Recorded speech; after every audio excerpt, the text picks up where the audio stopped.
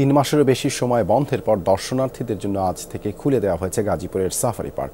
5 August সরকার পতনের পর safari পার্কে ব্যাপক ভাঙচুর ও লুটপাট চালানো হয়।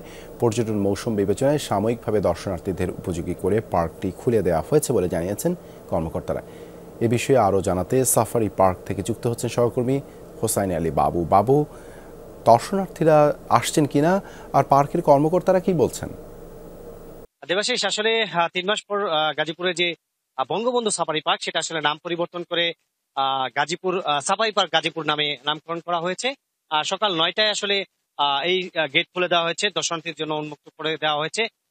শ্রীলঙ্কা আবারও রপ্তানিতে শীর্ষে। এসে দেখেছি সকাল থেকে আসলে কাউন্টার গুলোতে আসলে দর্শনার্থীরা টিকিট কাটার জন্য দীর্ঘক্ষণ অপেক্ষা করছে।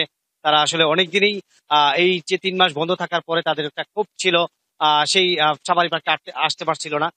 আজকে আসলে খুলে দেওয়ার পরে দর্শনার্থীর যে আনন্দ উৎসাহ এবং এইখানে যে উপস্থিতি দর্শনার্থী সেটা আসলে চোখে পড়ার মতো।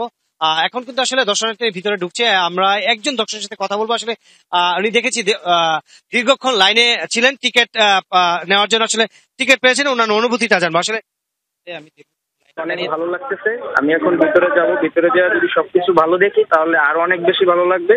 সর্বোপরি 3 মাস পরে পার্ক খুলে দেওয়ার জন্য পার্ক কর্তৃপক্ষ অসংখ্য ধন্যবাদ। দেবাশিস শুনছিলেন, আসলে দর্শনার্থীরা আসলে অনেক আনন্দিত উল্লাসিত। আসলে পার্ক কর্তৃপক্ষ বলছে যে আসলে পার্ক কর্তৃপক্ষ বলছে যে আসলে যে দর্শনার্থীর উপস্থিতি ভালো থাকে এবং ভিতরে তাদের যে ভাঙচুর করা হয়েছিল সেগুলো আসলে মেরামত করা হচ্ছে এবং দর্শনার্থী দেখার মতো উপযুক্ত করা হচ্ছে। সেক্ষেত্রে আসলে দর্শনার্থী বাড়ে তাহলে প্রতিনিয়ত আসলে এই সাফারি পার্ক খোলা থাকবে বলে জানিয়েছেন এখানকার কর্তৃপক্ষ। দেবাশিস, ধন্যবাদ আমাদের সাথে যুক্ত হবার জন্য।